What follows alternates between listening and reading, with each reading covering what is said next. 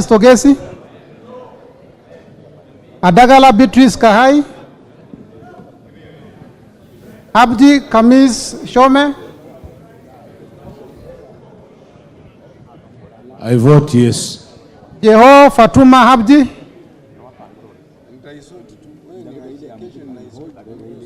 Mohamed Aden Daudi.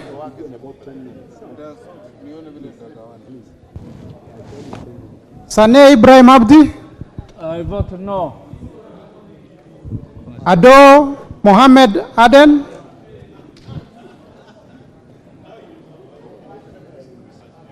Farah Yusuf Mohamed.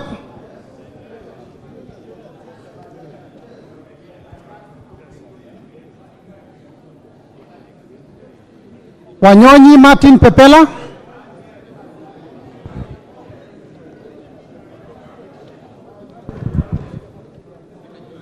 Sitati Daniel Wanyama.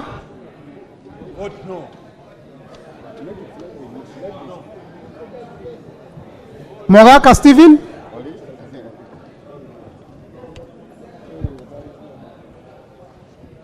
Kasiwai Rael Chepkemoi.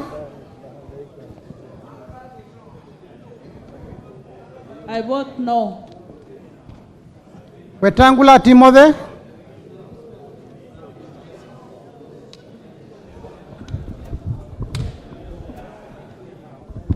I vote yes. Mwakuona Danson Mwashako.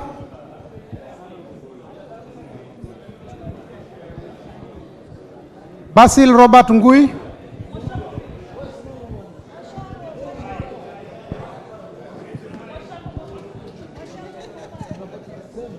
I vote yes. Basil Robert Ngui.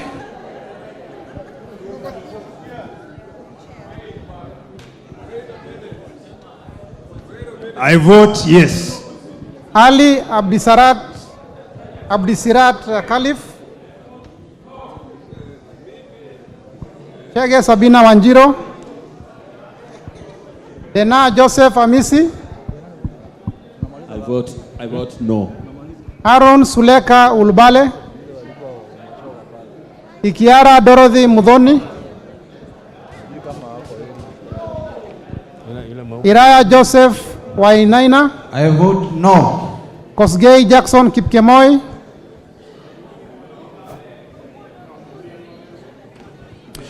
Mayaka Irene Nyakerario. Mohamed Umulker Arun. Mwangi Teresia Wanjiro. I vote no. John Badi. Yes. Talib Abubakar Hamed.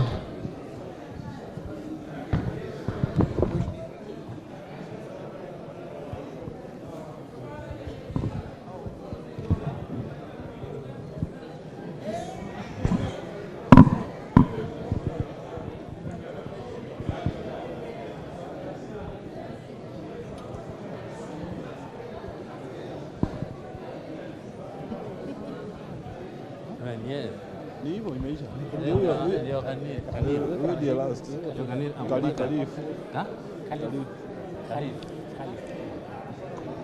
Alipewa na wiper. Sasa anatuziwa kwa bei na wiper huko na kodimu inamshukua. Amekuwa nominated na chama gani? Wiper.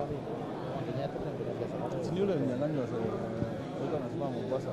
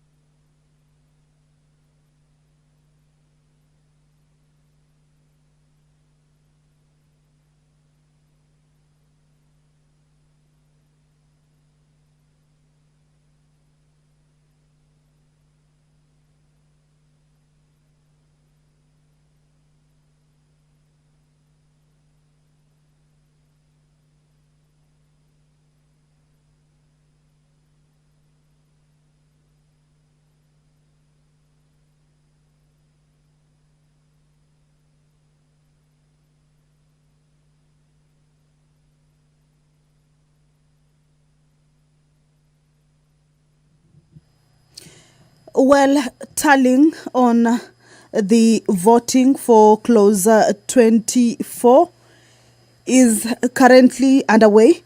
The members just finished taking their votes on this particular clause, specifically on the amendments that had been proposed, or on the amendments that have been proposed by Honorable Member James Nyikal on clause 24A. A number of issues there have been highlighted, and members have been given an opportunity to vote on those amendments. Remember, clause 24 is one that has seen or has attracted a number of amendments from the members of the National Assembly. Clause that is touching on a number of issues, especially on the taxations, the income tax bans, the 5% withholding tax on digital content monetization, that the chair, Honorable Kuria Kimani, has expounded or clarified that it will not be 15%, but has so far been, or rather, has been so far amended by the committee to 5%.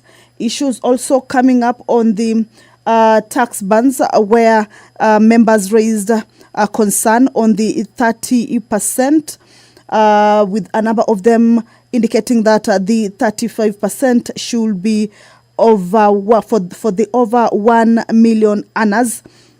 But there are still many other amendments that members have expressed amendments on, or rather there's a number of proposals that members have expressed to give in the amendments.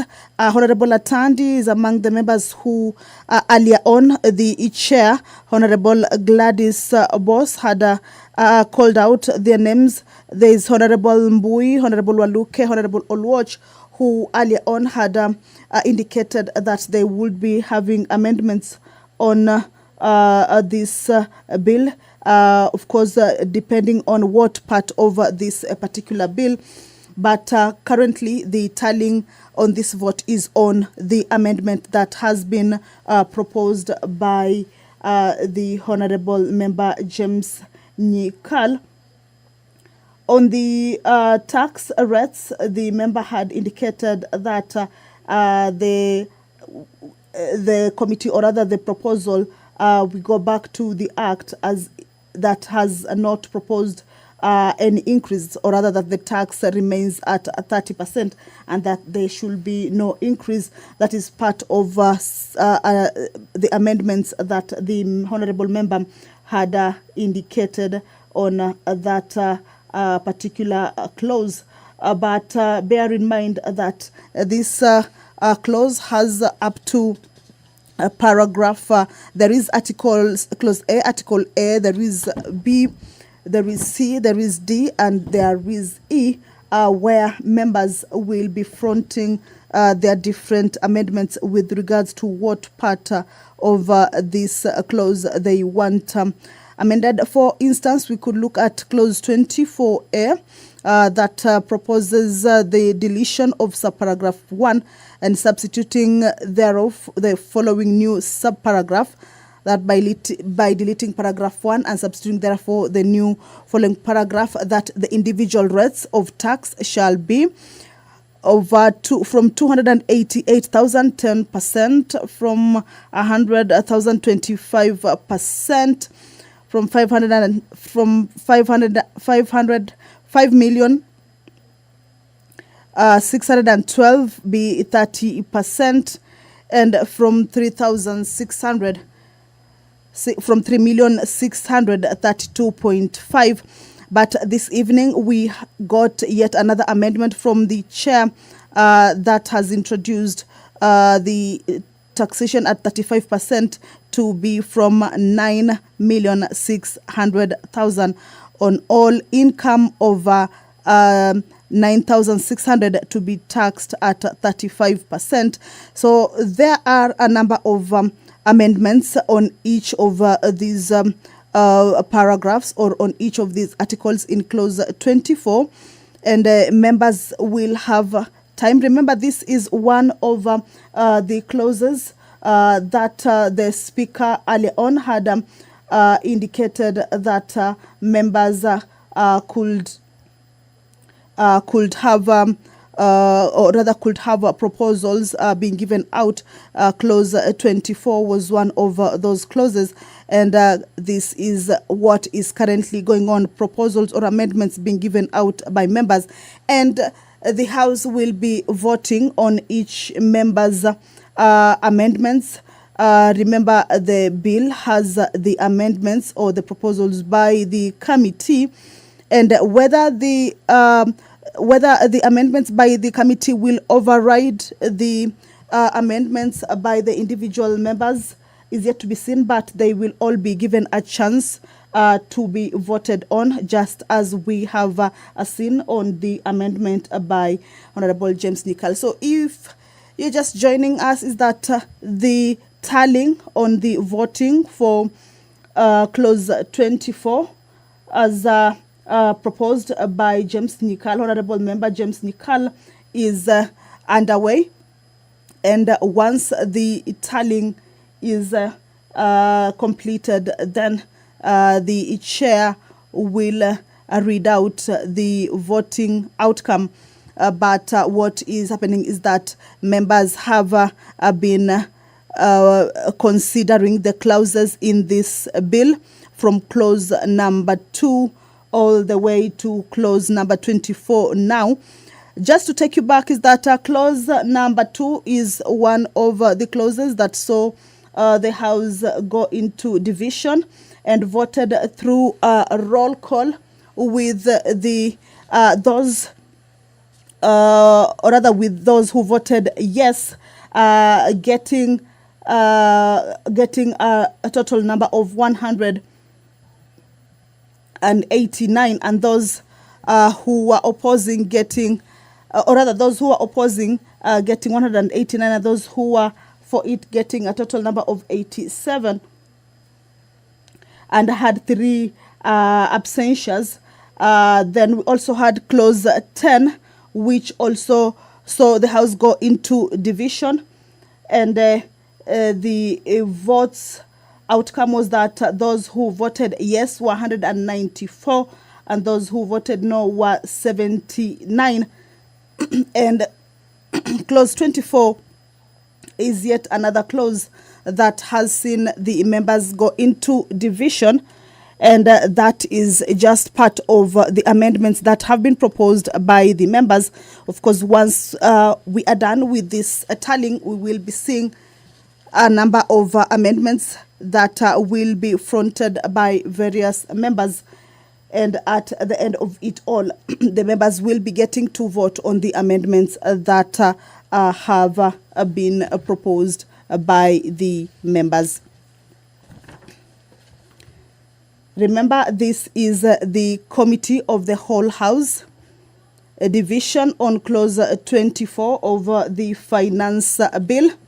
Remember, this is a bill that highlights how the government will be raising its funds or its finance, or rather how it will be financing its budget. As just the other day that the Cabinet Secretary for Treasury, National Treasury and Economic Planning presented the budget highlights and how the budget will be financed. There are a number of tax measures that have been proposed in this finance bill, and this evening is that the day on considering, or rather basically the sitting is where members are considering each and every clause of the bill, trying to pick out on what they think should be amended or what they think should be considered in one way or the other. And if there are proposals or amendments that are agreed upon, then members will vote in favor of, and those who may not be agreeing on, they will be opposing. And that is what has been happening from around 5 this evening, where the Committee of the Whole House began its sitting. And you remember earlier on is that the majority leader, Honorable Kimani Ichung'wah, asked for extension of sitting time just to give time to this particular session or particular exercise to enable members have enough time to ventilate on the contents of the bill and ensure that the legislative process goes on without any hitches. As you can see, the chair, Gladys Boss, is on the speaker. Allow me to hand you over and let's listen in to what she is saying. Honorable Nyikal, the division result of voting is the nays 183 and the ayes 79. Therefore, the nays have it. I now put the question that clause 24 as amended be part of the bill. Will as many as of that opinion say aye?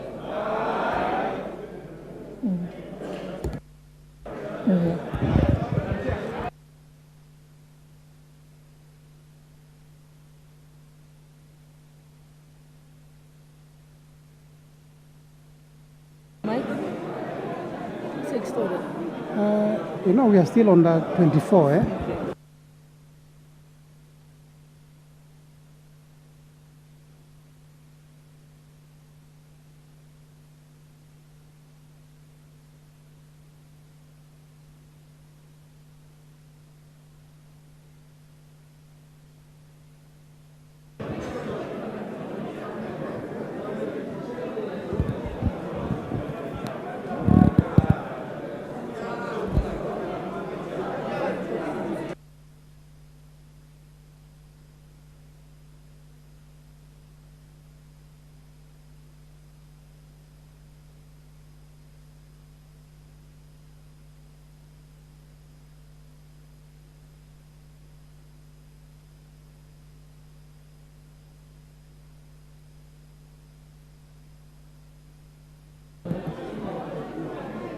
Honorable Mbui, I think you can move your amendment, but if you can avoid paragraph 1, because that has already fallen under Honorable Nyikal's amendment.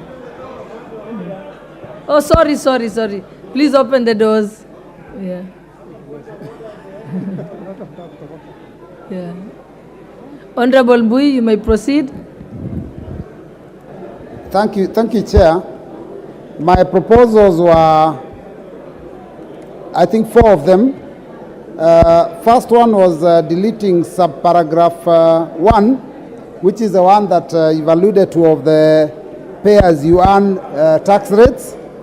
The second one, B, by deleting paragraph 8, which is on the advance tax, Madam Speaker, for vans, pickups, trucks, prime movers, the one that proposes to increase the advance tax to 3,000 per ton of load capacity.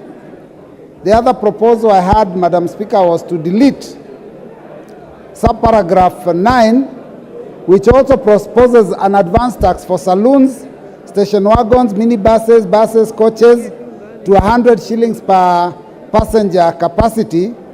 And the last one, D, by deleting subparagraph 10, which is the one that proposes to change the turnover tax from 1% to 3%, Madam Speaker.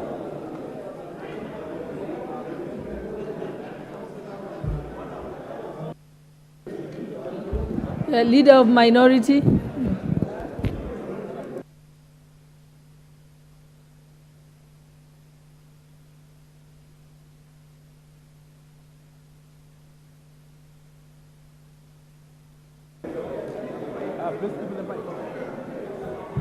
What way?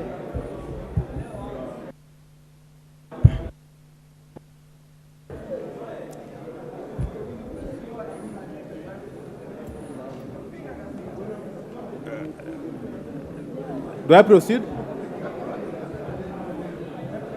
Madam Speaker, I want to add my voice to this amendment proposal. Madam Speaker, the reason why I support this amendment by the Honorable Robert Mbui is that if we fail to delete this clause and remove these taxes, we shall have succeeded as a House in actually condemning those young entrepreneurs who have chosen to invest in commercial vehicles, Madam Speaker, by actually having them punished for choosing to be risk takers and investing their hard-earned cash in commercial vehicles, Madam Speaker. And I therefore want to urge my colleague members that the only recourse we have to right this wrong is by supporting Honorable Robert Mbui's proposed amendments. Because otherwise, this whole thing will make a joke of our commitment as a country to support small businesses, upcoming businesses, entrepreneurs, risk takers, people who, when actually supported, would actually contribute immensely to the economic development of this country and indeed create numerous employment opportunities for our youth who are wallowing in unemployment that has now reached alarming proportions. Thank you, Madam Speaker.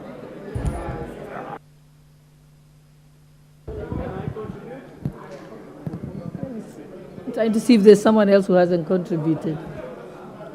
Yes, your point of order, Honorable Junet. No, Chair, this taxation measure is going to be very punitive. You know, it is being increased double, from 1,500 to 3,000 at once. And the matatu from 60 shillings to 100 shillings per passenger per matatu. Madam Chair, I think this one we should agree on both sides that this is not good. This is going to kill many small businesses, especially in the matatu sector, and the turnover tax also from 1% to 3%. Then the people with trucks and the small cars from 1,500 advance tax to 3,000. The matatu from 60. Madam Speaker, Madam Chair, this is going to be too much. Let us just agree on this one that we reduce it. I hope the chairman can agree. Honorable Chairperson of Finance, let's have your response before we put the question on the amendment proposed by Honorable Mbui. I thank you, Honorable Mbui, for that proposal, but having looked at it, we do not agree with the proposal by Honorable Mbui. Honorable Mbui, this particular digital content creators, there are many of them that actually do generate a good... Oh, on vehicles, yes. Yes, thank you. The advance tax on those particular vehicles, I thought that Honorable Mbui would first by appreciating that we have actually reduced the proposed tax as per the bill from 3,000 to 2,500 shillings. So we let us please, let everyone pay their rightful share of tax. And in fact, people are looking at it as it has been a new amendment. Actually, it is just an increase of that particular advance tax. It has been there on the Finance Act. And with that, we really urge Honorable Mbui that we allow everybody to pay their rightful share of tax. Thank you. And in fact, on the issue of that advance tax, again, remember the discussion we had earlier, the same with the digital content creators, that these particular operators of these vans and trailers, if they feel that that particular rate is actually maybe too high, if only they would agree to file their returns and file the correct tax returns, then they would only pay the income tax as per the tax bands. So we are really encouraging them to pay this an advance tax, and if you really want to be tax compliant, towards the end of the year, file your returns, and then that would be deducted. That's why it's an advance tax from your income tax, and that income tax can only be charged as per the tax band on the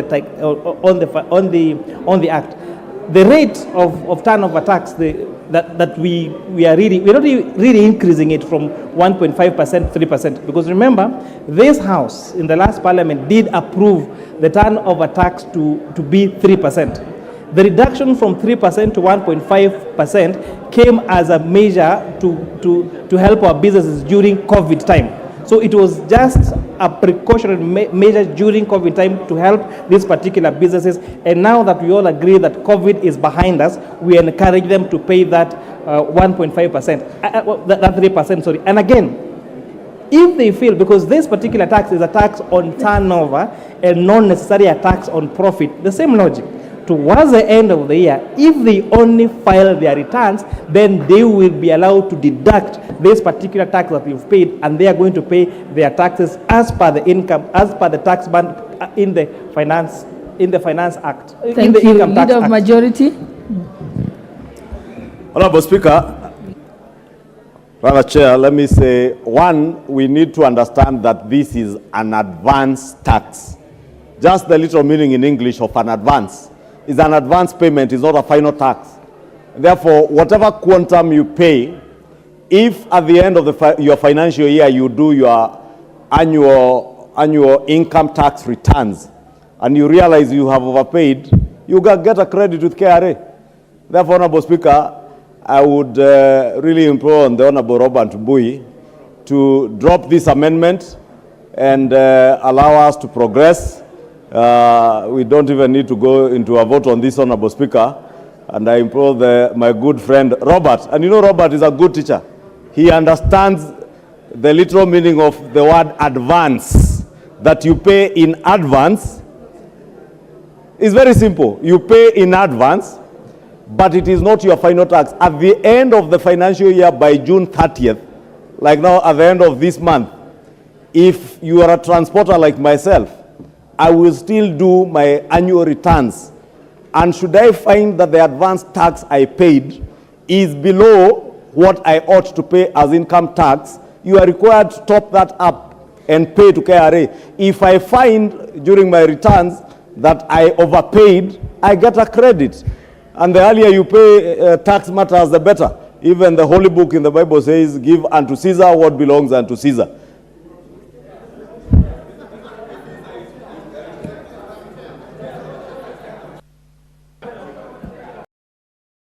And you still want them to pay tax in advance. What for? Finally, Madam Chair, the issue that Chair of the committee raised is very fundamental.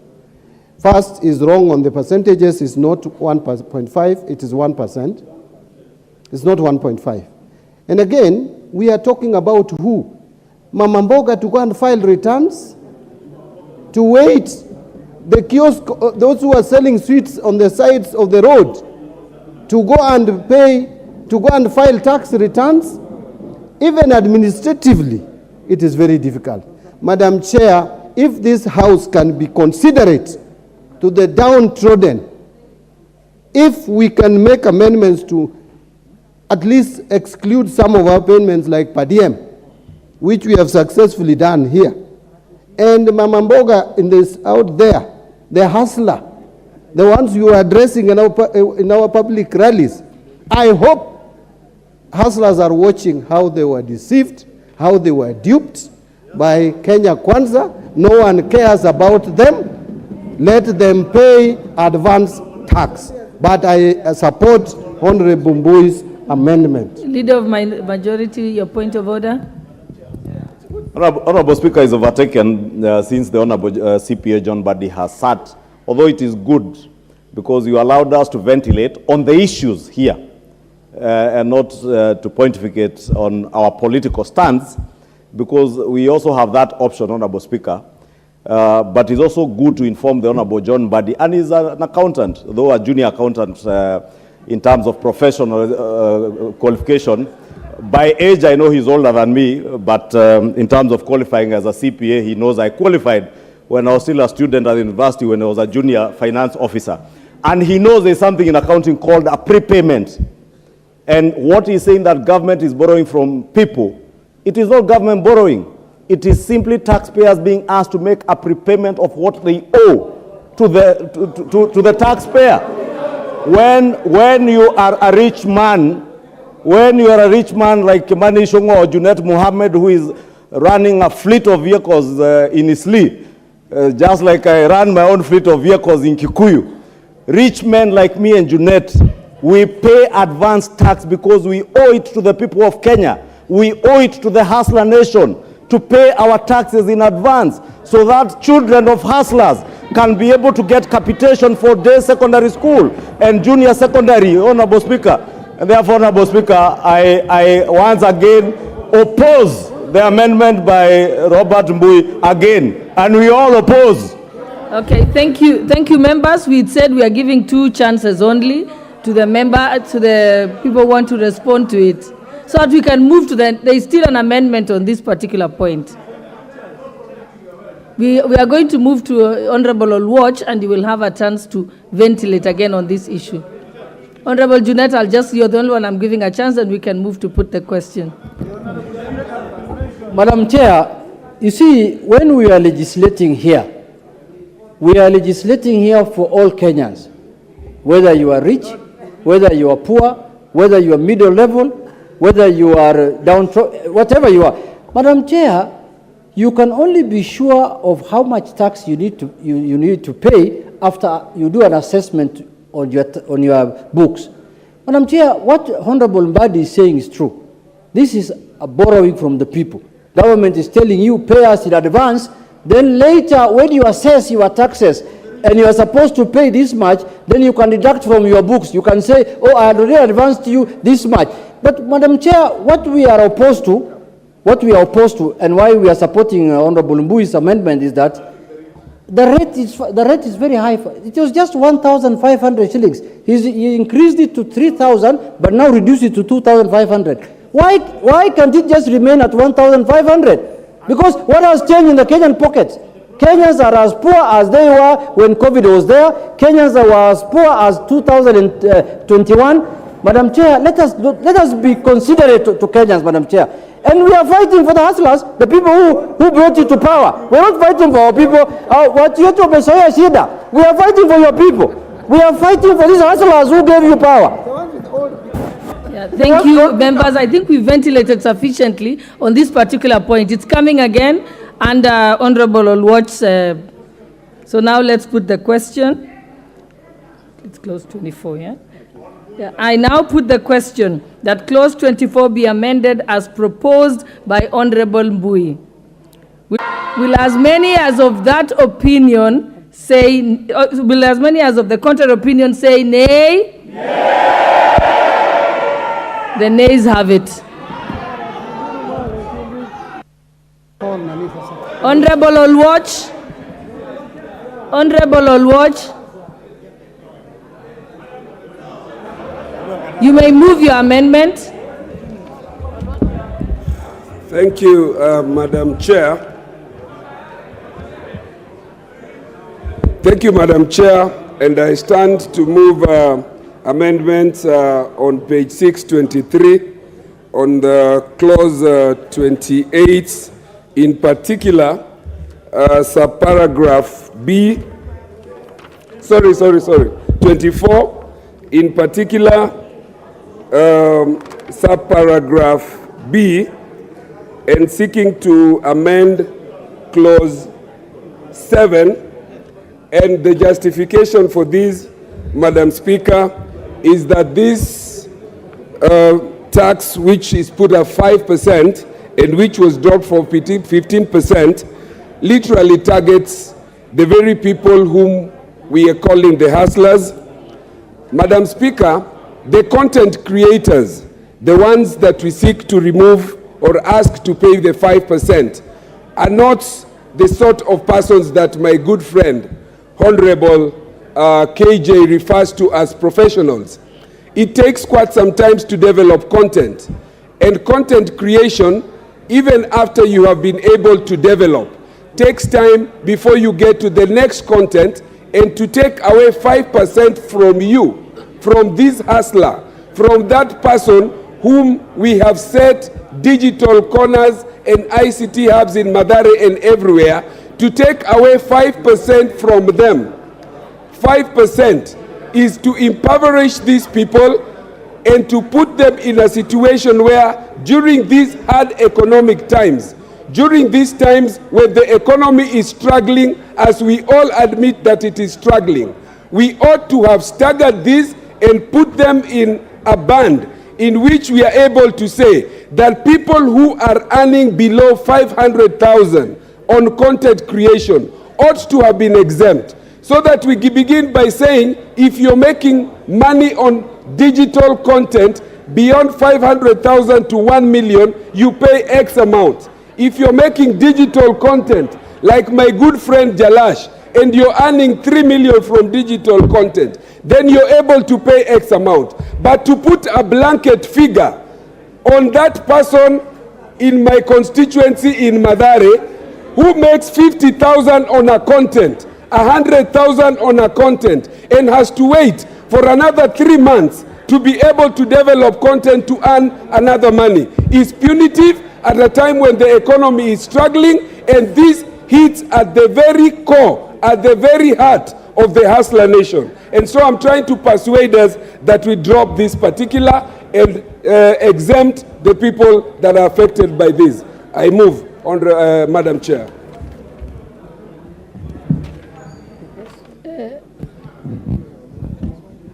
I now propose the question that clause 24 be amended as proposed by Honorable Olwach.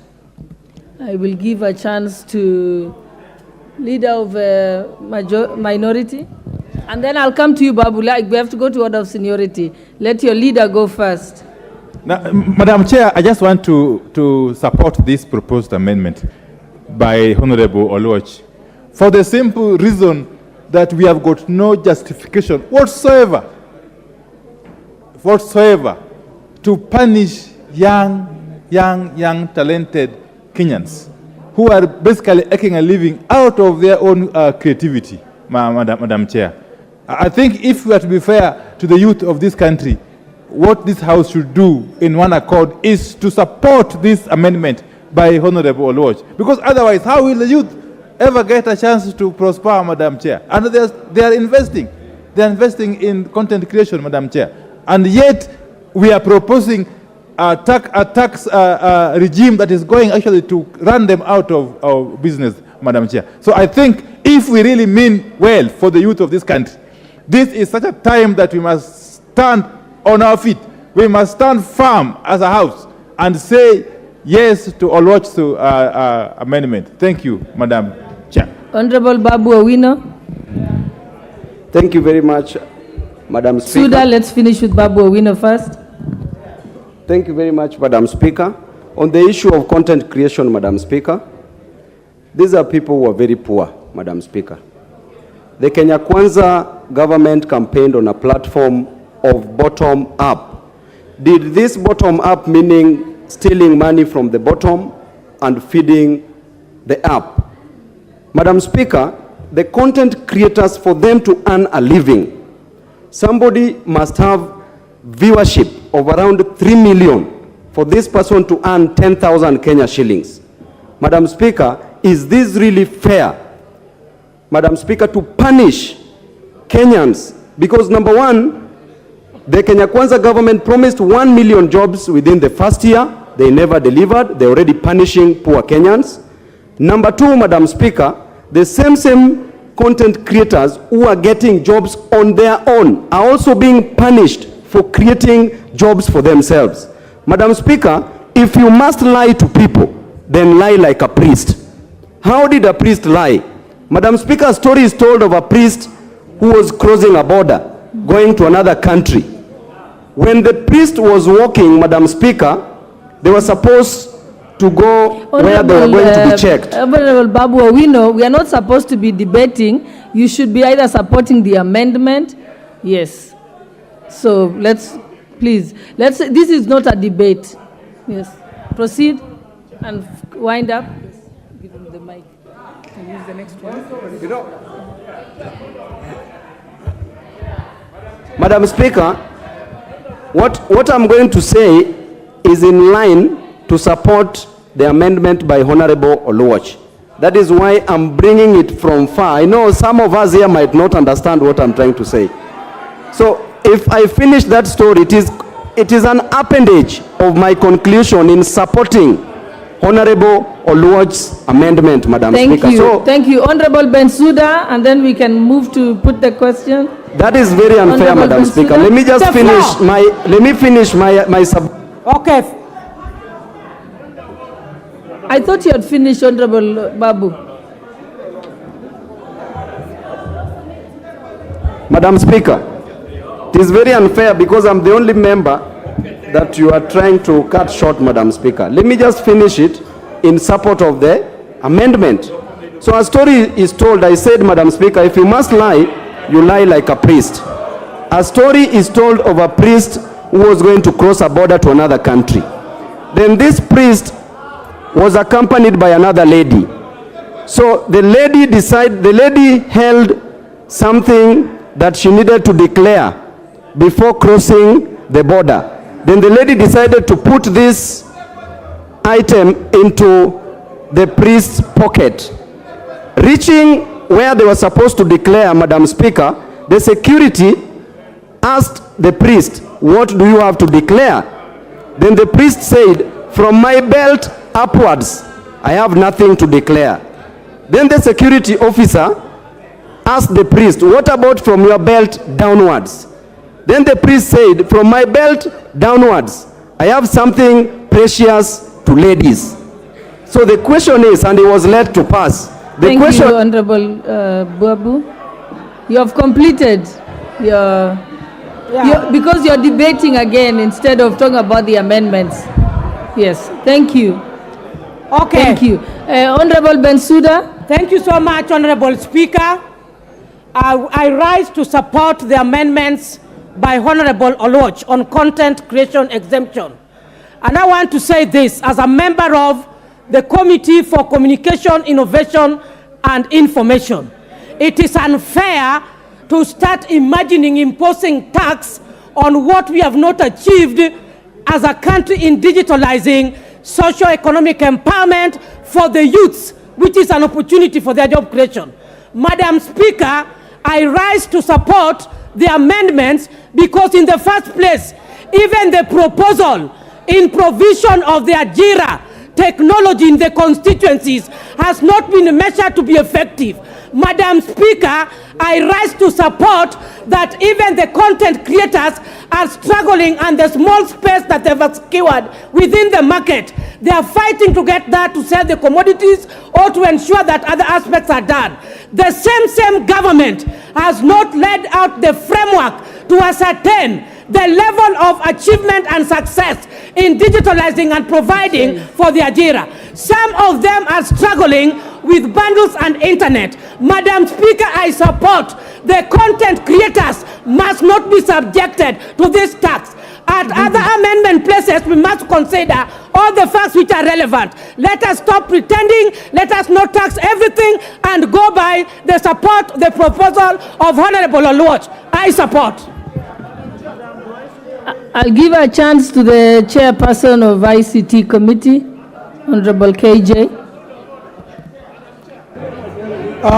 Madam Chair, this amendment could never have been brought by a better person than the honorable member from Mathare. The part that we are not telling about this content creation digital tax is the journey that we have walked. Madam Speaker, the proposal by the Committee on Finance seeks to do two things. One is to bring equity. This is the house that has been mandated by the country to ensure that there is equitable distribution of resources, but also an equitable carrying of the burden.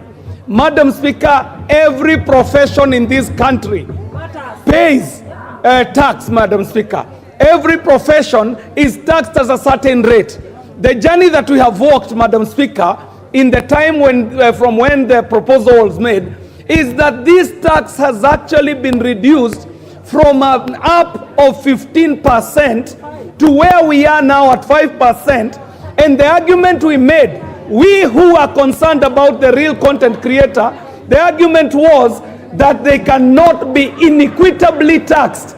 If other professions are being taxed at 5%, then digital content creators should also be taxed not more than 5%. So, Madam Speaker, the truth of the matter is that there has been a 15% reduction from the proposal to where we are. Madam Speaker, I stand to support. Thank you. I now put the question that clause 24 be amended as proposed by Honorable Anthony Olwoch. Will as many as of that opinion say aye? Aye. Will as many as of the contrary opinion say nay? Nay. The nays have it. Chairperson Finance, you can now sum up all the moved amendments, yes, including... Honorable Chair, I really want to thank I really want to thank all the members that have proposed amendments on this particular clause. But really, I am loving the discussion we're having in this country about digital content creators, because this was a profession that nobody was talking about. But this particular proposal have actually made that we have spent the last 1 hour talking about something called digital content creation, which means everyone across the country is asking themselves what this is, and therefore we are having to start having a sober and open conversation about this particular sector. A quick comment on the two proposals, the advanced tax on vans and now this digital content creation, Honorable Speaker. That primary school teacher who sacrifices his time to go and teach ECD children, that nurse who spends very many hours in the theater or taking care of patients in ICU, that medical doctor who spends hours on end doing operations, they all pay their rightful share of tax. So it's just saying, let everybody pay their rightful share of tax. Because we have been unfairly targeting employed people, so that the employed people are the only ones who are paying tax. Yeah. But now let us have everyone there. Yes. Honorable Chair, yes, help us to sum up the exact amendment. Then we can be able, people can understand what they are voting on. Your proposed amendment. Okay. So Honorable Chair, I've done this, but just for the record again, the proposed amendment as proposed by the Chair, or as proposed by the Committee on Finance and National Planning, is that clause 24 again be amended to be amended again to have 9.6 million shillings instead of, by deleting that, 9 million shillings. That the digital content, the digital content creators, the withholding tax be reduced from 15% as proposed on the bill to 5%, and introduce a tax, the digital content creation tax for non-residents at 20%. That we harmonize the tax rates for the sales, promotion, marketing, advertising service, and digital content monetization as part clause C, and lastly, yes, that the advance tax on trucks, prime movers, on all those other equipment be amended by reducing the advance tax as proposed in the bill from 3,000 to 2,500. And with that, I beg to move, Madam Chair. Honorable members, I now put the question that clause 24 be amended as proposed by the Honorable Chairperson of the Finance Committee. Can I repeat that again? Yes. Honorable members, I now put the question that clause 24 be amended as proposed by the Chairperson of Finance, of the Finance Committee. Will as many as of that opinion say aye? Aye. Will as many as of the contrary opinion say nay? Nay. The ayes have it. I now put the question that clause 24 as amended be part of the bill. Will as many as of that opinion say aye? Aye. Will as many as of the contrary opinion say nay? Nay. The ayes have it.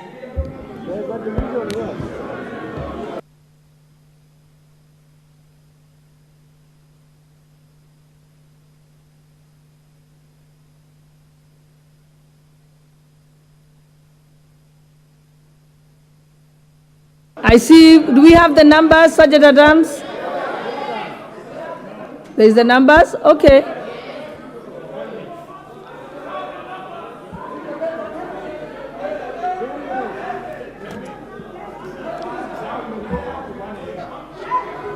We can ring the bell for 5 minutes.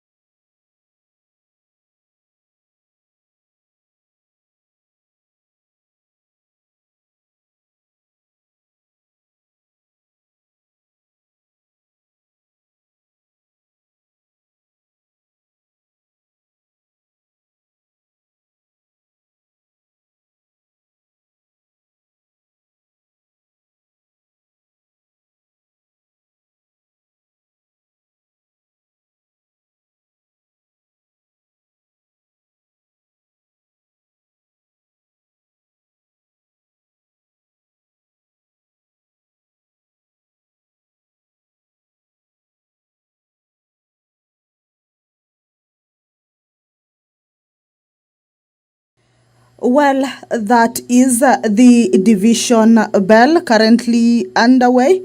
And this is pursuant to Standing Order 72 on roll call division claimed. 72.1 indicates that the Speaker shall direct a roll call vote to be taken if a member claims a division. And 72.1a indicates that the Speaker considers that there is a reasonable doubt as to the outcome of the vote in question.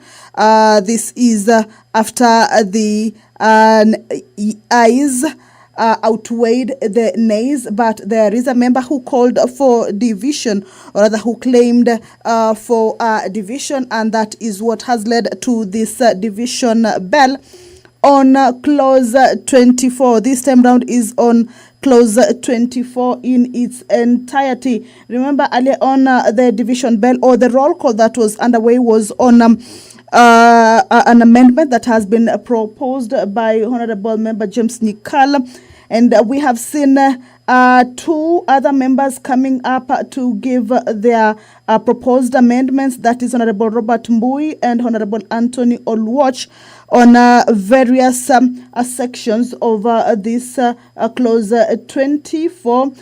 To be specific, is one by the Honorable Member Robert Mbui on the advanced tax on vans and other vehicles, or other operators of vans and other vehicles or big machines, except the agricultural tractors.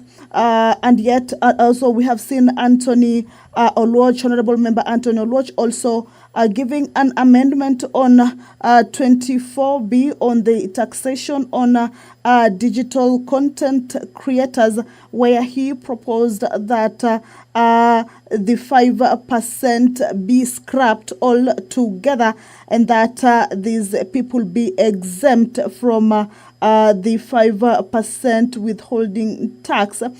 But we have seen a few members also coming up to second or rather support these particular proposals on the advance tax, various members indicating that the government cannot be borrowing money from its people, Kenyans, some of the Kenyans who are still struggling, and the government cannot be taking money way in advance and hoping that the Kenyans who have been taxed in this advance tax may get their money back at the end of the year if they file their returns and realize that they have overpaid the Kenya Revenue Authority.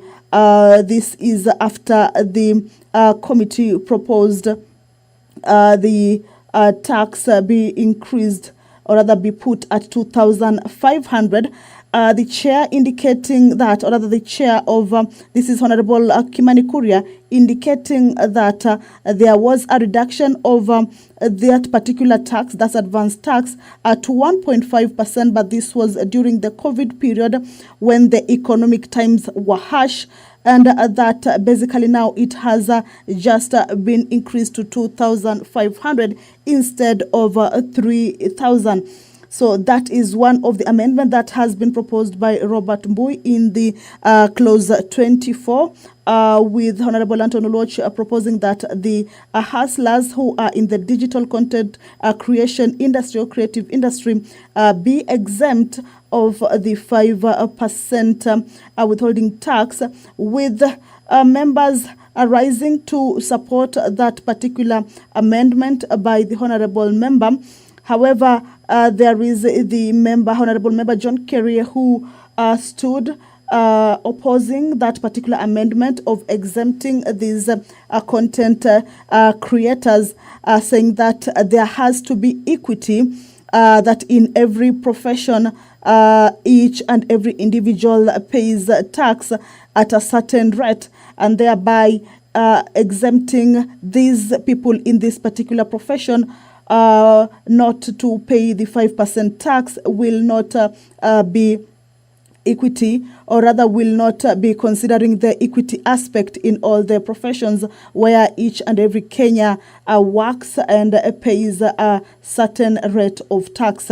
However, the chair, Kimani Kuria, on the proposed amendments on this clause 24, indicated 4 issues, with one being the amendment of the amount of money on all income over 9 million. Initially, the committee had indicated 9 million, but this evening he changed it to 9.6 million shillings to be taxed 35%. Of course, on the digital content creators withholding tax, saying that it has been reduced to 5% and that it should be so, having been reduced from 15%. Also, he indicated that the proposed amendments in the clause 24 is that the introduction of tax on non-residents in the digital content creative industry at 20%. This was earlier on explained that there could be non-residents of Kenyans who are living in the country, and yet they are pertaining in this particular profession. They are regarded as non-resident and will be taxed 20% once they're in the country. But when they leave the country, then that tax does not apply. But once they are back in the country, though they are not residents and partake in this particular creative industry, then they will be charged at 20%. That is part of the proposed amendments in the clause 24. Also, on the advanced tax, Honorable Kimani Kuria indicating that the tax be reduced from 3,000 to 2,500. So these are 4 of the proposed amendments in clause 24 that the Chair Finance Committee is seeking to have the House agree with. Remember, there was a vote, but there was a member who stood up on claiming a division, and that division has been granted to that member. So what you are seeing now is a division bill. This is to allow the House put itself in order to be able to take the vote.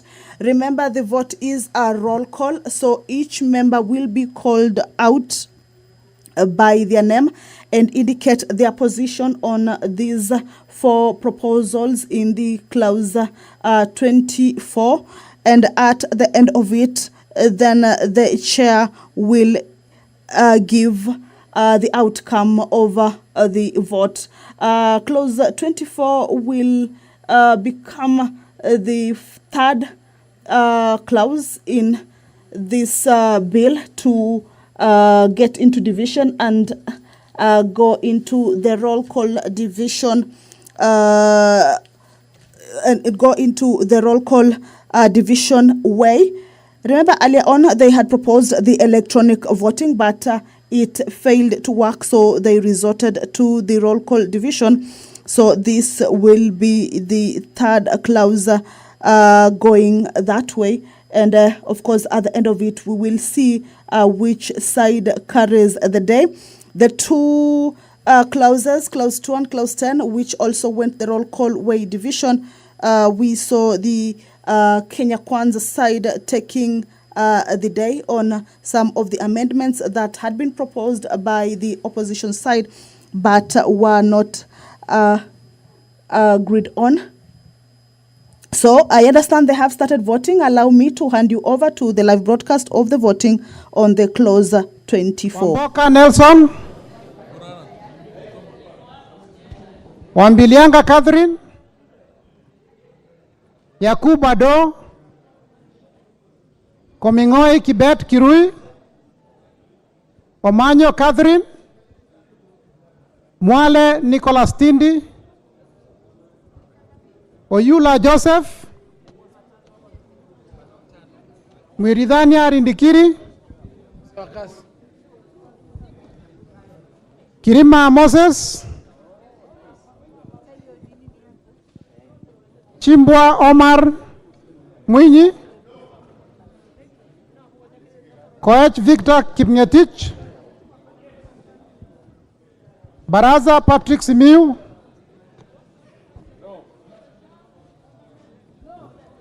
Biego Paul Kibichi. Ndwiga Patrick Munene.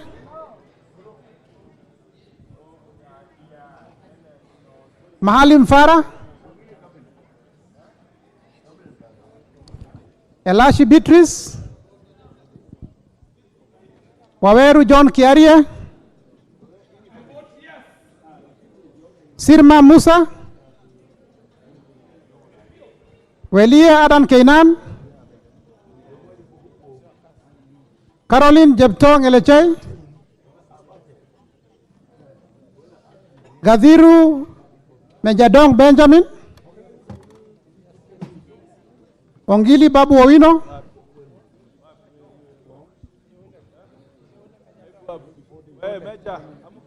Gakuya James Mwangi. Mawadhe Julius Musili.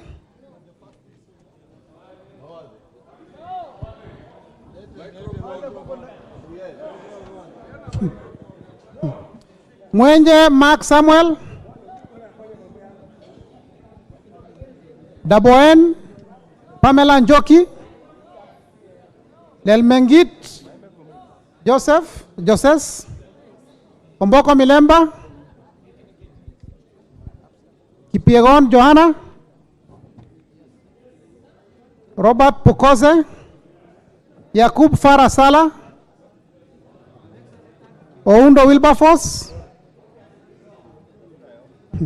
Iribae Said Buya. Tungule Sharo Kenneth. Siad Amina Odgun.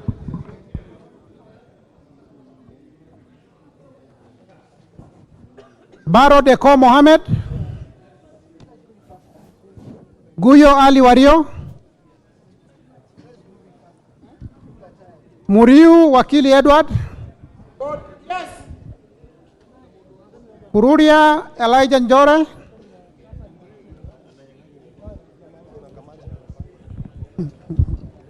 Kagombe Gabriel. Odhiambo Elisha. Githenji Robert Gishimo, Wanjira Martha Wangare, Wamushomba Gathoni, Gimose Charles,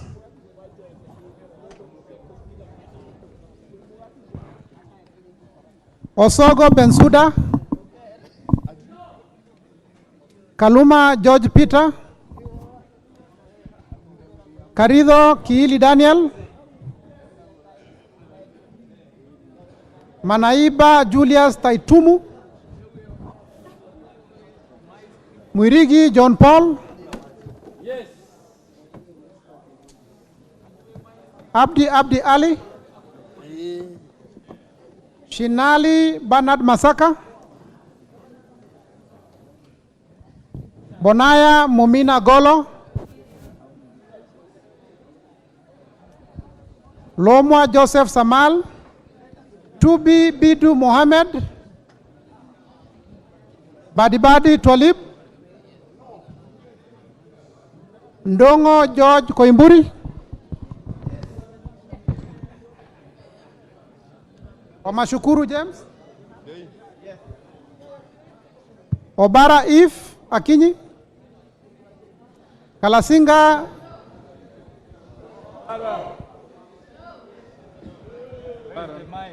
Kalasinga Joseph Simiyu. Chairman, I vote no. Obara Eve Akinyi. Thank you. Kalasinga Joseph.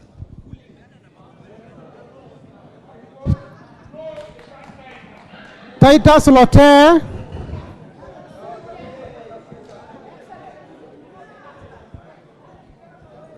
Kimilu Joshua Kivinda.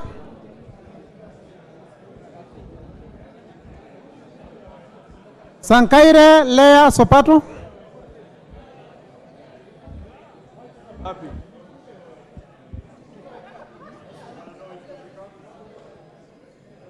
Elijah Kanchori. Amisi Kakuta Maimai.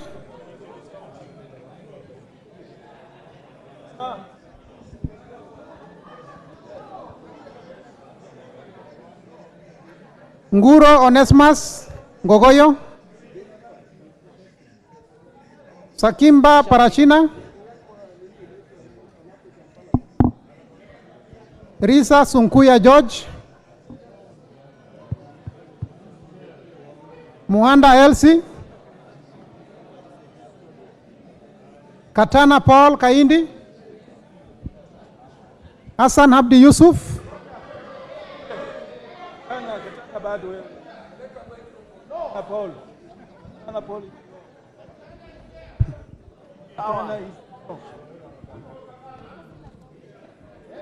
Hassan Abdi Yusuf,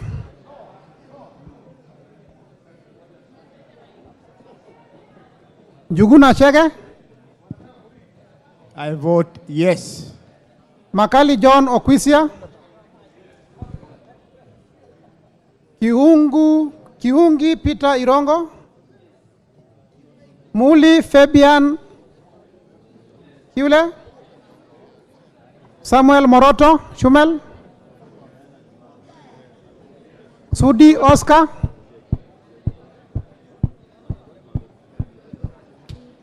Okwame Andrew Odipo, Karauri Ronald Kamuiko, Were Charles Ongondo. I vote no. Mbui Robert,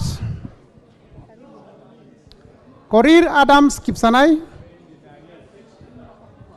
Kipkoech Gideon Kimayo, Kemei Beatrice Chepngeno, Kemei Beatrice Chepngeno, Ruto Julius Kipleting,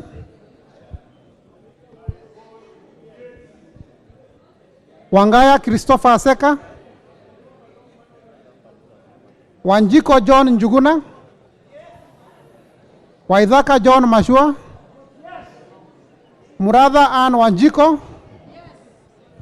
Orero Peter Ochieng, Mbalu Jessica, I vote no. Mutuse Ekomas, Wainaina Anthony Njoroge,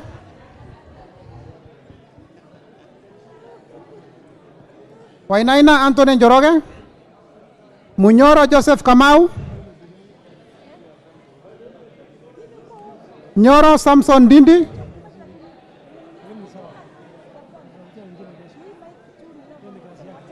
Ichungwa Anthony, Sunkuli Julius, Mwanyanje Gertrude Mbeyu,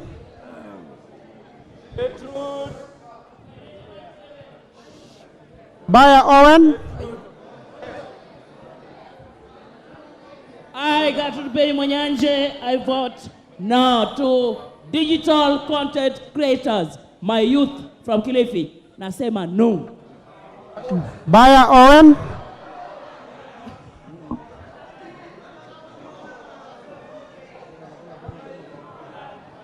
Baya Owen, Kitty Richard, Ken Chonga, Zambia, Tudeas Kidhua, Mutua Didmas Wekesa Baraza,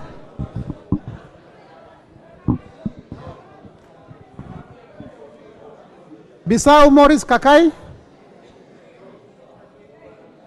Samuel Gonzirai, Pwenya Dhuku, Baba. Happy. Moya Wanjiko, Cherorot Joseph, Kosgei Ilare Kiplagat, Maina Jane Njeri, Gitari Joseph Gashoki, I vote yes. Bezimba Rashid Juma, Aburi Donya Doris,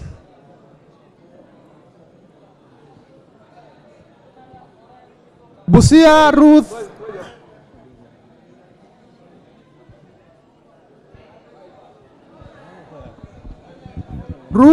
Adhiambo Odinga, I vote no.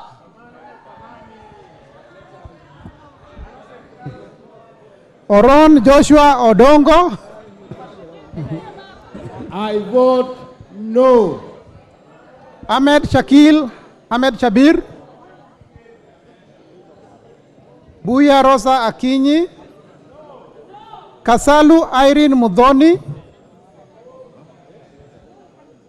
Mulu Makali Benson,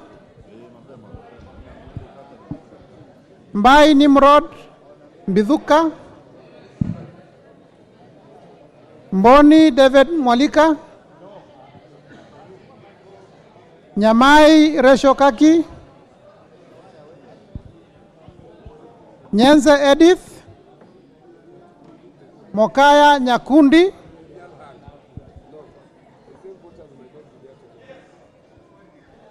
Kibagendi Anthony, Absent without apology. Gisairo Cliff Ombane,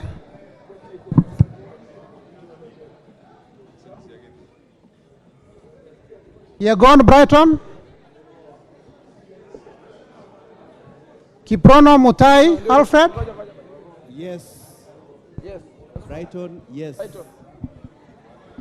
Kiprono Mutai Alfred, Tonui, Yes. Tonui Joseph Kipkosgei, I vote yes. Kemero Maisori Kitayama, Robbie Mathias Nyamabe, I vote yes.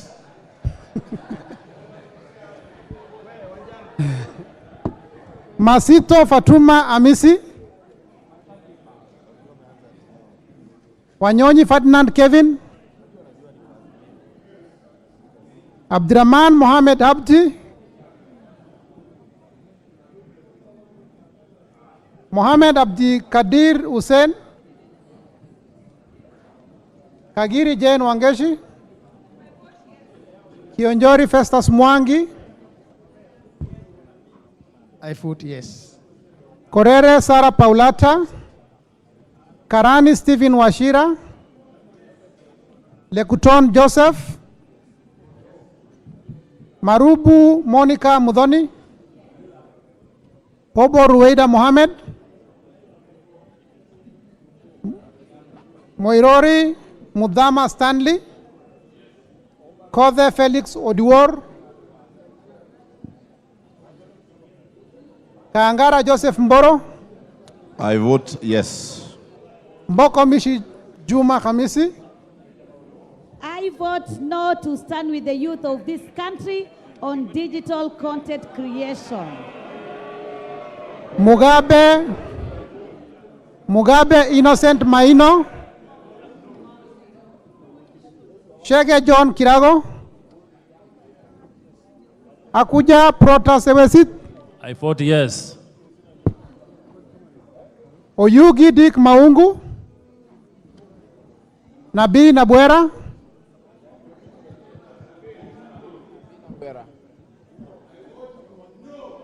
Chiforomondo Mangale,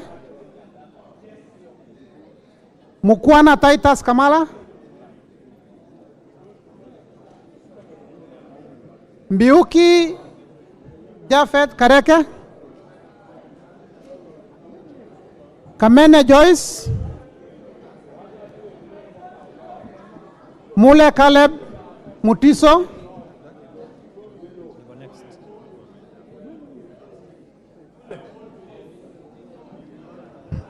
Kombe Harrison Garama, Omwera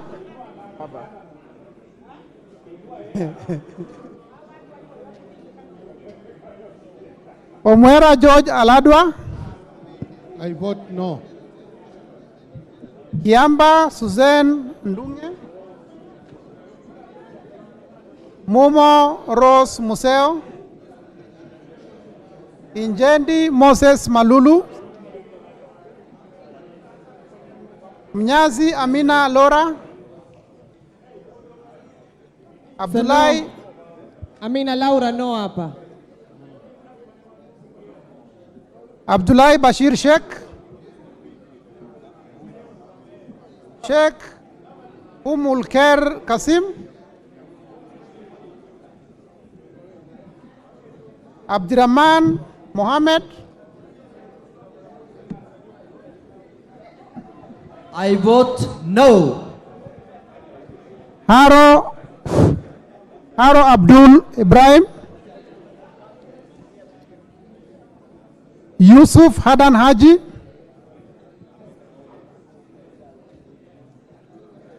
Mukunji John Gitonga,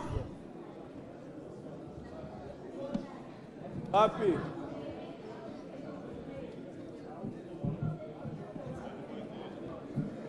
Njoroge Mere wa Maua, Bowen David Kangogo, Toroitich Timothy Kipchumba, I vote yes. Wako Naomi Jilo,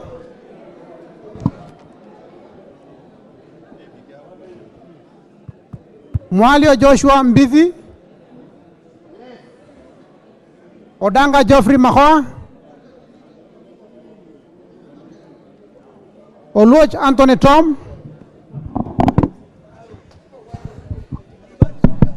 I, Anthony Tom Oluoch, on behalf of the people of Mathare, on behalf of all the struggling hustlers abandoned by the Kenya Kwanza government, on behalf of all content creators, wale wananyanyaswa, I vote a big no! Gishuki Edwin Mugo, I vote yes. Kahugu Eric Mwangi,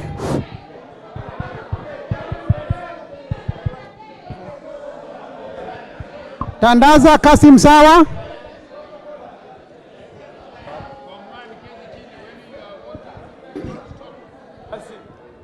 Tandaza Kasim Sawa.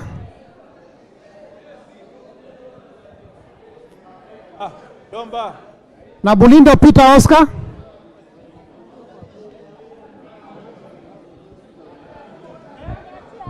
Mule Stephen Mutinda. By 5 minutes. Kingola Patrick Makau.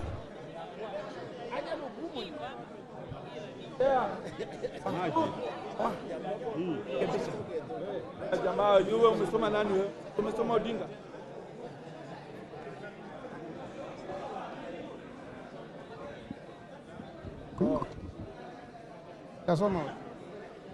Ruku Geoffrey Karaoke.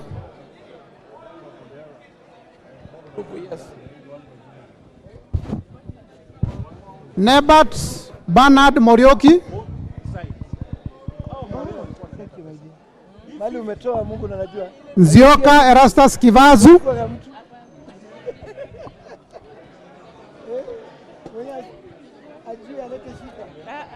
I vote no. Kailemia Elizabeth Karambu.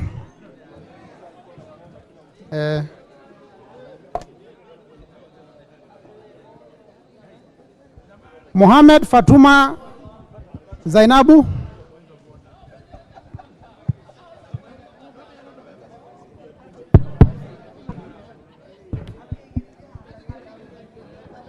Kipngor Ruben Kiborek.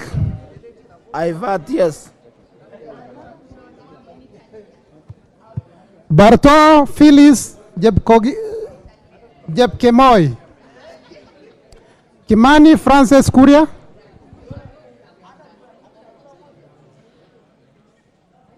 Shimba Zamzam Mohamed.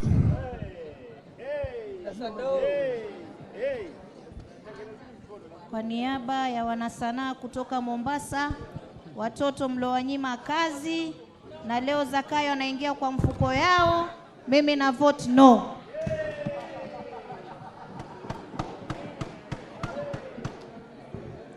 Kirwa Abraham Kipsang.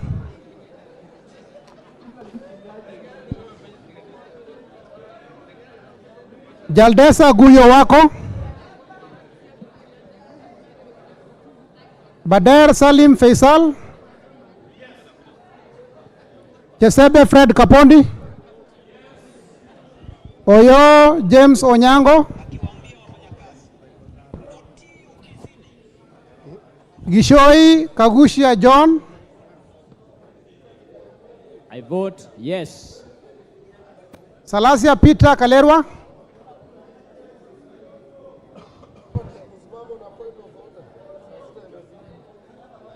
Naika Johnson.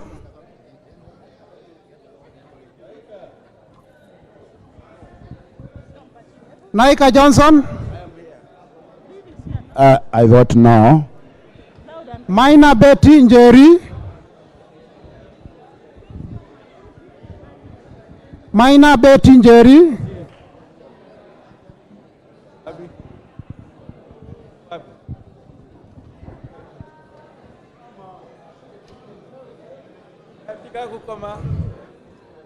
Maina Betty Njeri. Yes, yes. Mashele Mohammed Sud.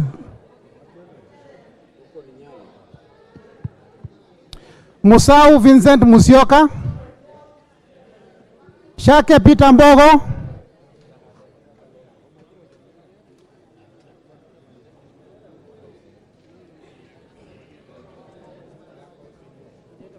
Maingi Mary. Hujaitwa? Bado hata sawa. Hujaitwa? Mulyungi Gideon Mutemi. Yurudi Madhera. Madhera. Madhera.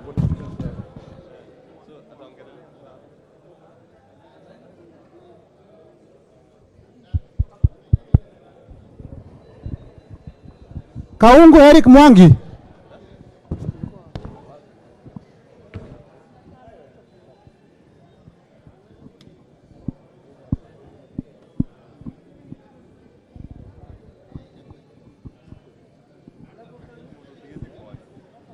Mashele Mohammed Sud. I think you have covered that. Muliongi Gideon Mutemi,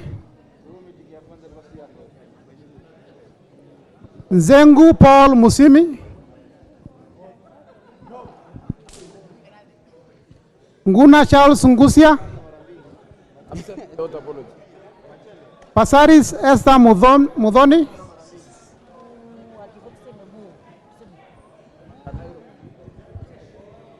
Kiara Jane Wanjiro, Why she is voting with the government?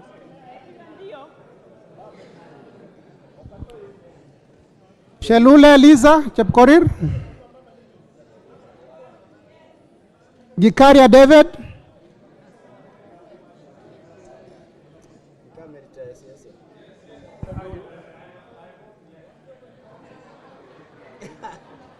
Arama Samuel, Absent.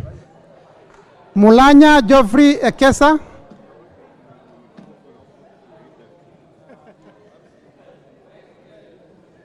Muge Cynthia Jebkosgei,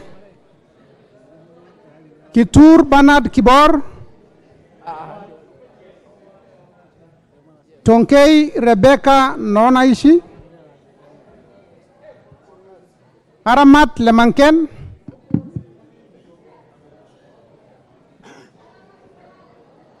Aramat Lemanken, Pareyo Agnes, Kitilai Olentutu. I vote yes. Tongoyo Gabriel, Emmanuel Wangwe, Gashagwa George,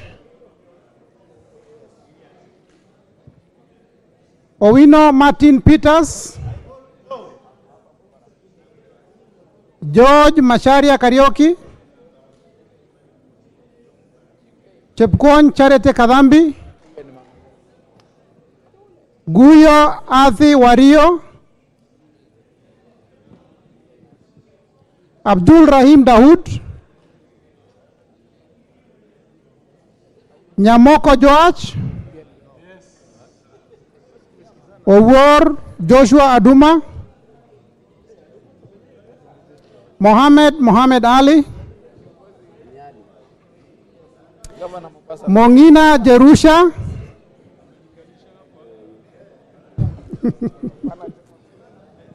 Gitau Faith Wairimo, Yes. Odoyo Okelo Jared, Jared Okelo, I vote no.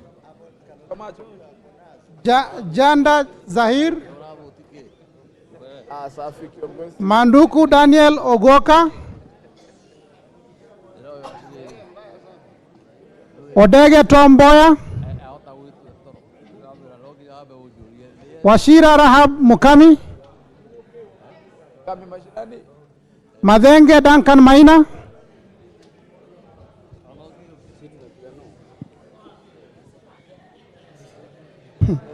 Mushira Michael Mwangi, Yes. Kiarao David Njuguna, Wainaina Michael Wambogo, Kosing David Losiakou, Mupe Anthony Kenga, Pekenga. Gogo Lilian Achieng,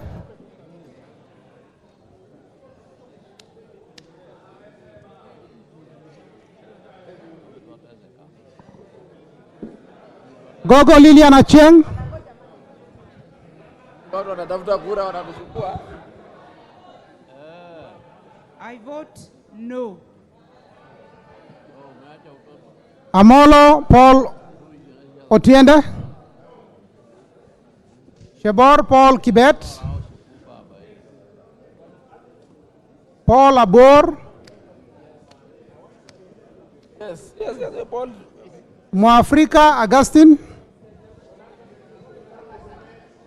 Francis Kajwang, Kingara Simon Nganga, Yes. Karemba Eric Mushangi, Yes. Logovas Lawyer Clement,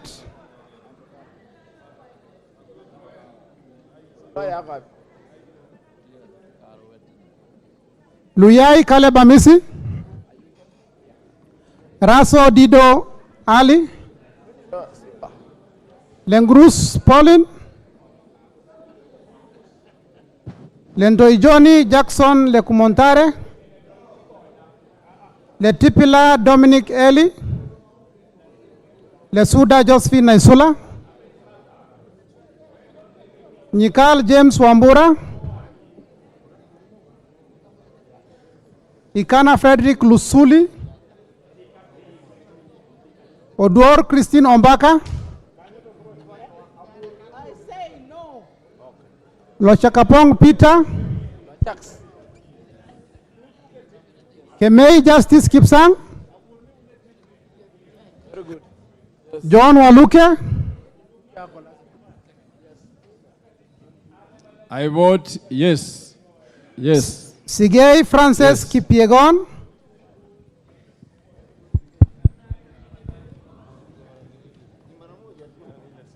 Ivenji Shadrach Muiti. Onyego Silvanas Osoro. Kiplagat David. I vote yes. Maina Mwago Amos. Odhiambo Mili. I vote no. Hata kama ni Luta, I vote no. Odhiambo Mili. Omondi Karoli. Gashobe Samuel. Mohamed Junet Sheikh Nu.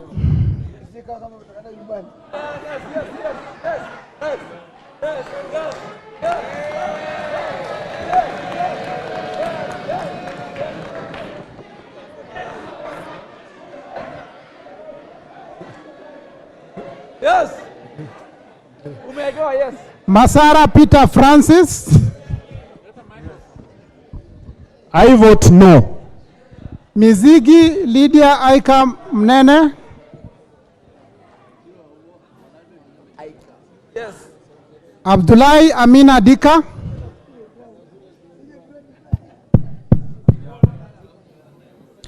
Bare Hussein Abdi. Yes, Tabraj. Ule Tabraj. Buire John Okano. Oku Edward Kaunya. Otucho Mary Emase.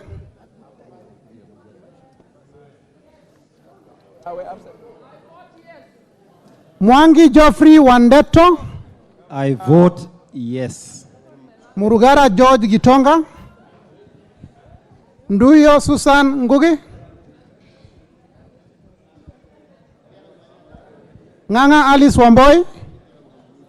Alice. Kasait William Kamket. Aburi Lawrence Mpuru. Mutunga John Kanyuithia.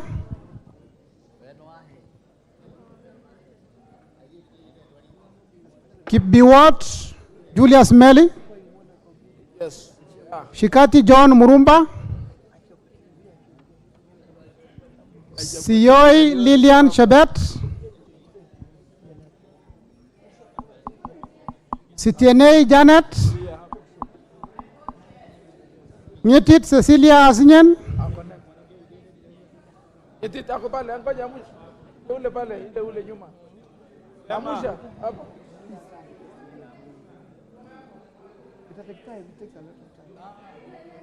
Papi. Nyetit Cecilia Asinyen. Emathe Joseph Namwar. Yes. Nkolong Nicholas. Nabuin Paul Ekwom. Namoit John Ariko. I vote for reduction of the rate from 15% to 5%. That is a yes. Nanok Daniel Epuyo. Yes. Boss Gladys Jebkoskei. Ocheng David Ouma. Wandai James Opio. Nyamita Mark Ogola. Yes. Excellency Nyamita. Kagezi Kivai. I vote for the reduction from 15 to 5%. I vote yes. Because otherwise, it would mean that you support the increase. So I vote to bring it down. Excellence.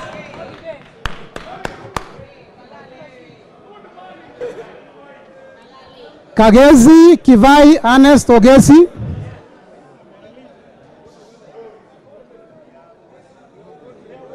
Iko sawa, iko sawa, iko sawa. Iko sawa, tuko macho. Yes. Yes, huh? Okay. Adagala Beatrice. Madagala. Abdi Kamis Shome. I vote no. Jeho Fatuma Abdi.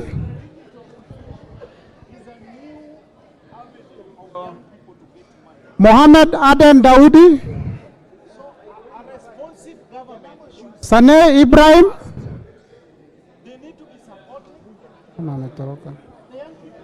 Yule sana, yes. Yule sana, sana. Sawa, sawa. Ado Mohammed Aden. Yes. Ado Mohammed Aden. No report. Farah Yusuf Mohammed. Wanyonyi Martin Pepela.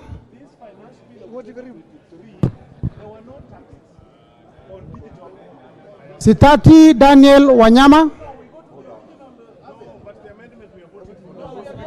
Mogaka Steven. Kasiwai Rael Chepkemoi.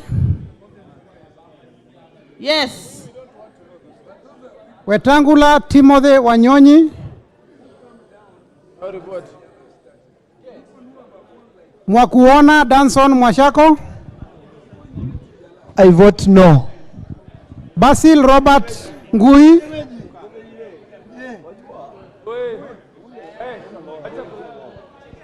Ngui.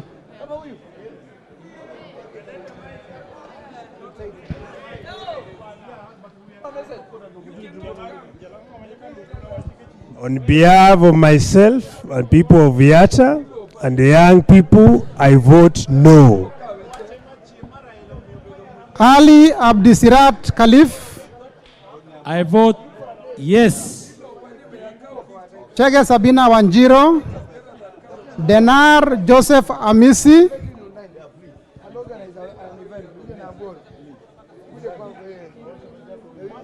Harun Suleka Ulbale. I vote yes. Ikiara Dorothy Mudhoni. Iraya Joseph Wainaina.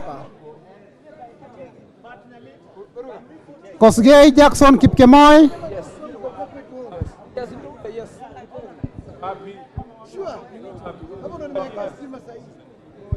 Mayaka Irene Nyakerario. No report. Mohammed Umulker Harun. Mwangi Teresia Wanjiro. I vote yes. John Mbadi. Yes. Talib Abubakar Ahmed. Abubakar. Talib Abubakar Ahmed.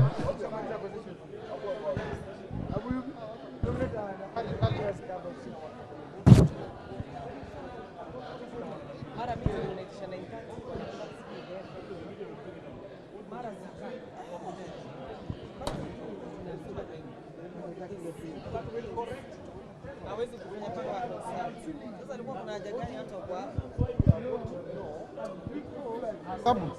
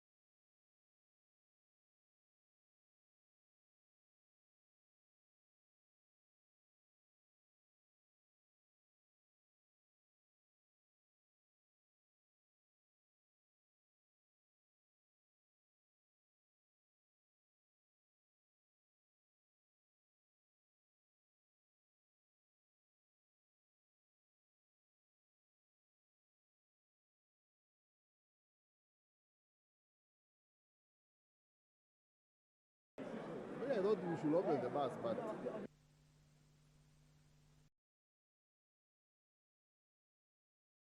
It's meant to prevent members from moving out.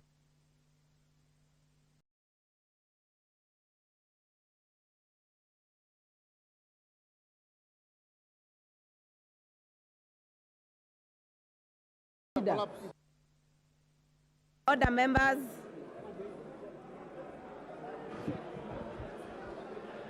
Order. This thing is not very audible. Order, members. Honorable members, take your seats. Order, members, take your seats. Order. Order, members, take your seats.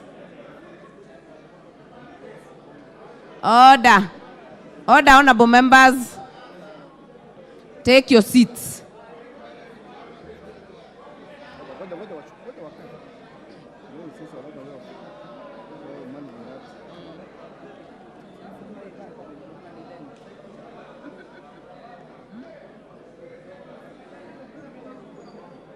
Take your seats.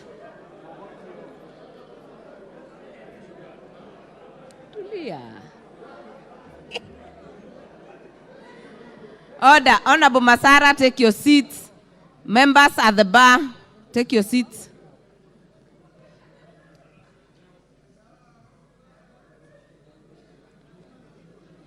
Order, members.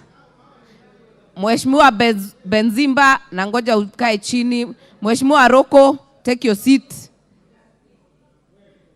Mheshimiwa Kalasinga, take your seat. David Makali, take your seat. Brighton Yegon, take your seat.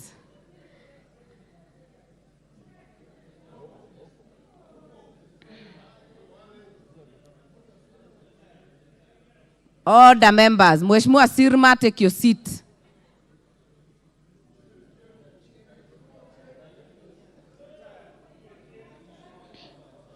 Order, members. The division on clause 24 is out.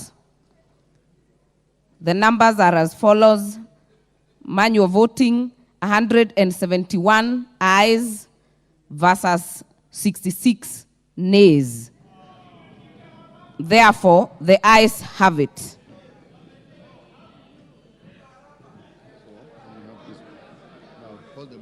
Mover, report progress.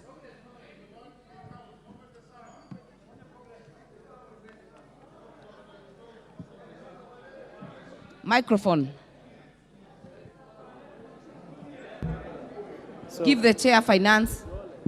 Honorable Chairperson, I beg to move that the committee do report the House its consideration of the Finance Bill, National Assembly Bill number 14 of 2023, up to clause 24, and its approval thereof with amendment, and seek leave to sit again. Honorable Chair, it's good to note that out of the 87 clauses that are proposed to be amended by the Committee of Finance and National Planning, we have now approved 24. That's enough. You Thank just you report progress. Chair. We report progress. I now put the question, which is that the committee do report to the House its consideration of the Finance Bill, National Assembly Bill number 14 of 2023, up to clause 24, and its approval thereof with amendments, and seek leave to sit again tomorrow. As many as are of that opinion, say aye. As many as are of a contrary opinion, say nay. The ayes have it. Open the bar and open the doors and draw the bars.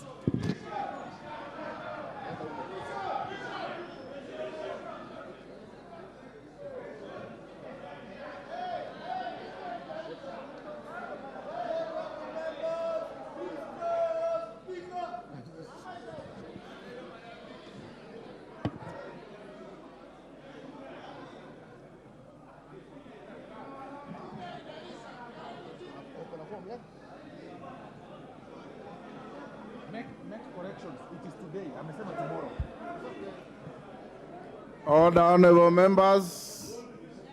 Order.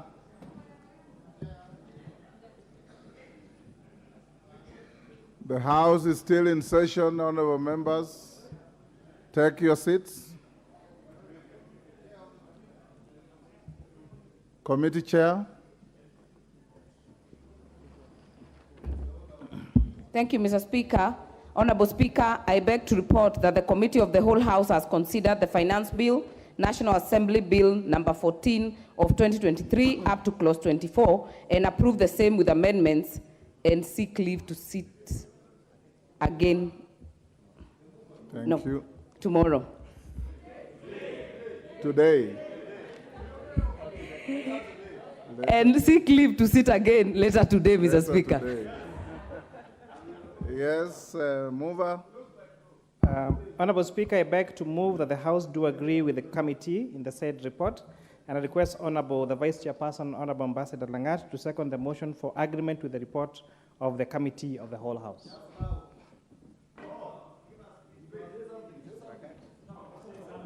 Yes, Honorable Speaker, we have debated these matters extensively. We have handled 24 clauses out of 87. Chairman, you are spent.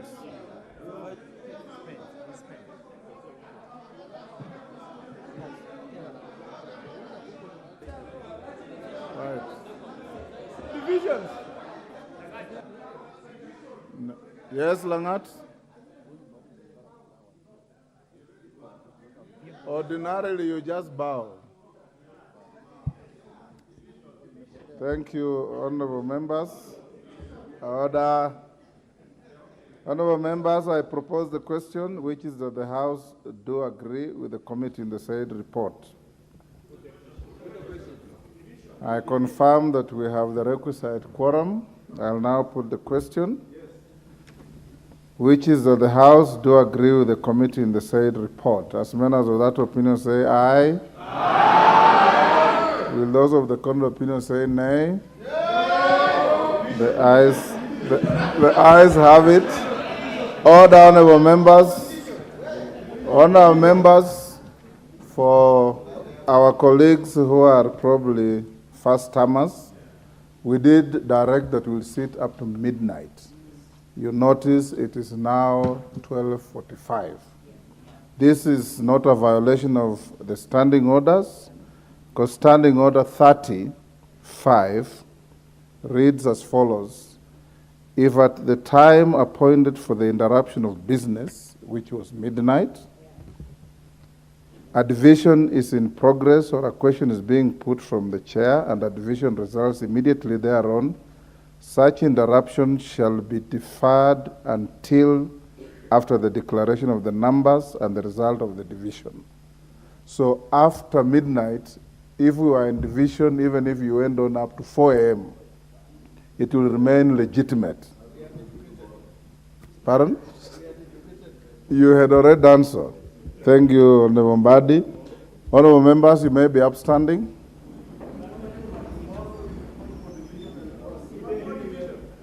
The House stands adjourned today, the 21st of June 2023, and will resume its sittings later this morning at 9:30 a.m.